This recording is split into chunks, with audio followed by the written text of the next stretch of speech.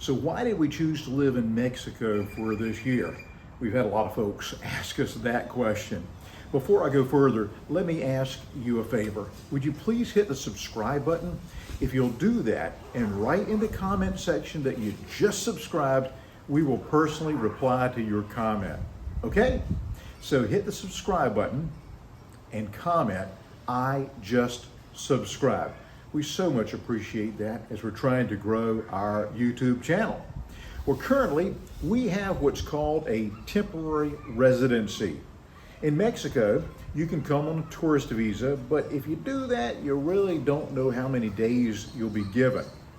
In our case, we knew that we'd be staying longer than just a few weeks or even months.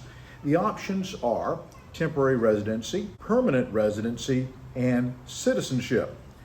Well, we're not really interested in citizenship, so we went the route of temporary residency. There are plenty of sites that explain the steps that you need to go through to legally establish residency in Mexico, and I'll put a link to one of those in the comment section of this video. We retired earlier this year, and we chose Mexico because, first of all, it was close by, and we could drive here from the United States. We drove all the way from Virginia Beach, Virginia. You've met our best friend, Jenny, in our videos. She's really a star of our channel. Jenny is 14 and a half years old, and though we have plans to travel all across the planet and film videos of our adventures, Jenny would just not be very comfortable being shoved beneath the seat in a small carrier on an airplane for hours and hours and hours. That's not her style. So for now, we'll travel in Mexico, some in the United States, and even into Canada. I do want to share with you our impressions of Mexico, though, so far. You hear from friends and family all about cartels and the dangers of Mexico. You're not going to make it, you're going to die. But we've seen none of that. It seems that the media loves to tell those rare stories, and maybe it helps people forget about all the violence in America. I remember where we're from, the nightly news told every evening about murders, theft, home invasions, vandalism, and the occasional workplace or even school shootings that was in the area. I know some can't sleep at night because of this. Well, it's a little bit different here. In the community that we've lived in for the last few months, families play outside together. Children, they go to the playground without the adult supervision. Neighbors speak to one another, and you can leave the windows open for ventilation at night, and you don't have to worry about somebody breaking in to steal your stuff. And if you forget to lock the door, no worries. We walk about a half mile to local restaurants, and we don't worry if it's dusk and even getting dark when we're headed back home. It really feels like 50 years ago when I was a young boy. A prime example of the honesty of the people here is 3 days a week, the bottled water truck company comes around. It costs 40 pesos, which that includes a tip for the delivery driver. That's less than $2. What folks do is put the empty bottle outside their door or on the driveway. They place the money inside of a baggie and they attach that to the bottle. You'll see a dozen or more bottles put out on a Monday or on a Wednesday or Friday during the week, just in our neighborhood. All that money sitting around. No one takes it. You don't worry about it. The folks are honest, and no one thinks of stealing your water money. That's not to say that in the larger city there aren't pickpockets and the like, but that's the rarity. That's not the norm.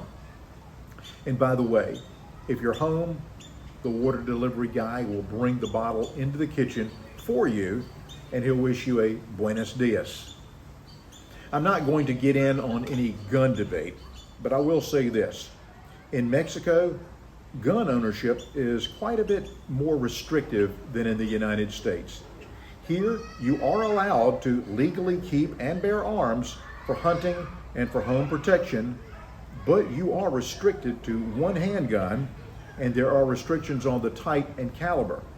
In fact, there's only one gun store in the entire country, and you'd better have your paperwork in order before heading out there. I'll put a link to information on Mexican firearm laws in the comments for you. Where we used to live, we would occasionally hear gunshots at night, and we lived in a nice area. The only gunshots we've heard here in Mexico come every night, but it's from the cannons on board the pirate ship in Puerto Vallarta Harbor, and that's pretty cool. I suspect that gun-related deaths in Mexico are mostly related to drug cartels fighting with other drug cartels. And I think that if you stay away from illegal activities, you should be safe. The same could be said for any country, United States, Canada, anywhere else. I personally know areas in the United States that I would not feel safe in. Common sense greatly increases your life expectancy wherever you are. Wouldn't you agree? Can you imagine a restaurant in most countries where a lady walks in, she places her purse at the table, and then she walks away to use the restroom, and her purse is still at the table when she gets back? Wow. And for retirees, it's economics. A nice meal in a restaurant for two is around $10 US. Then a stop at a great little ice cream parlor is $4.86. In the US, for the same thing, we'd pay around $13. We pay easily half what we would in the US for food. A few weeks ago, we chartered a boat to take us out for a half day on Banderas Bay. Went wherever that we wanted to go, had the captain of the boat exclusively, and our toy poodle Jenny, she was able to come with us. The cost was $180 and included drinks. And if that sounds high, last year I had looked for a similar trip on the Chesapeake Bay, and it was going to cost me $600 to $800. I get my hair cut at an upscale barber shop here in Mexico, pampered for about 45 minutes. It cost me $9.11. A trip to the dentist using all of the most modern equipment runs under $20. We used to pay $55 in the States for Jenny to go to the groomer. Here, that same trip runs anywhere from $10 to $14. A car wash by hand, between $2.50 and $3.50. Economics and going where you're treated best is a big reason that we're spending this year in Mexico. In Mexico, it seems that the speed of life is just much slower. It's peaceful, tranquil. You can hear yourself think without all of the noise of modernity. I'm not saying it's always quiet, because Mexicans know how to party and have fun, but it sounds like, well, life. We're down to our last few weeks in Nueva Vallarta before traveling to San Miguel de Allende for the summer months. San Miguel is in the center of Mexico at 6,200 feet or 1,900 meters elevation, which means it's cooler for the hot summer. It's actually a twin city to one of our favorite cities, St. Augustine, Florida. Don't worry, we're going to take you along on our adventures.